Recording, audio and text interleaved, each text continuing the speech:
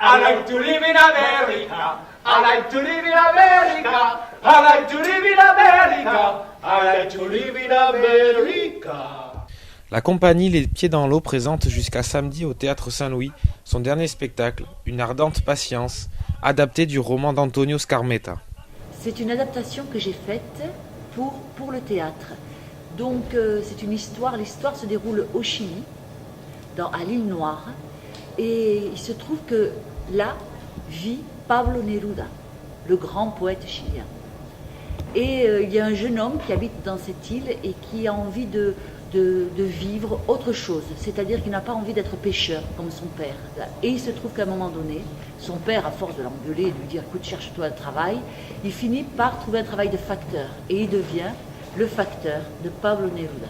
De cette relation professionnelle va naître une amitié entre les deux hommes, celle d'un poète au sommet de sa gloire et celle d'un jeune homme fougueux pour qui c'est un monde entier qui s'ouvre à lui. J'allais comme un bateau tremblant sur vos mots. Comme un bateau tremblant sur mes mots. C'est ça. Sais-tu ce que tu viens de faire, Mario? Quoi? Une métaphore. Mais ça ne compte pas, elle m'est venue par hasard. Mais toute image est le fruit d'un hasard, mon garçon. Le monde lui-même est un hasard incommensurable. Cette poésie et cette force de la poésie qui est toujours symbole de paix, de lutte, d'insurrection. Et j'ai vraiment gardé cette ligne qui fait qu'aujourd'hui, on peut dire encore, on peut jouer du Lorca, et aujourd'hui encore, on parle de Pablo Neruda et ses poèmes restent. Mon amour a deux vies pour t'aimer. L'une pour t'aimer sans t'aimer. Et l'autre pour t'aimer quand je t'aime. Por eso te amo cuando te amo. Poésie des mots, de l'espoir et de l'amour. Mario, le jeune facteur, va tomber à la faveur d'une rencontre, éperdument amoureux de la belle Béatrice.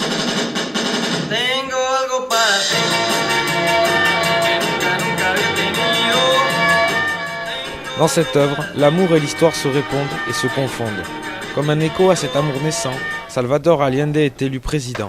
Une bouffée d'espoir et de liberté souffle alors sur le pays. Allende et moi, sous la pluie battante, dans la boue des rues, des chemins, des centaines, des milliers d'hommes et de femmes qui nous embrassaient, qui pleuraient. Mais en filigrane, c'est la tragédie d'un pays et d'un amour qui est joué d'avance.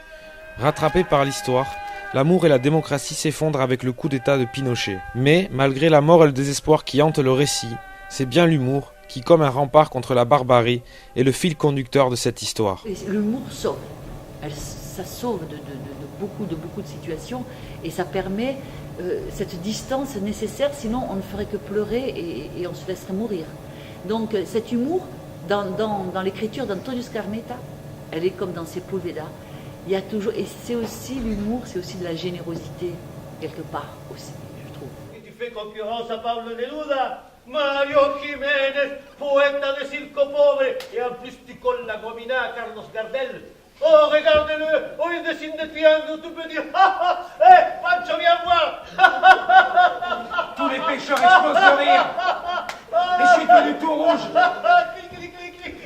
J'ai caractère loqué, abasourdi, asphyxié, étranglé, écarlate, ramoisi, vermeil, vermillon, point final.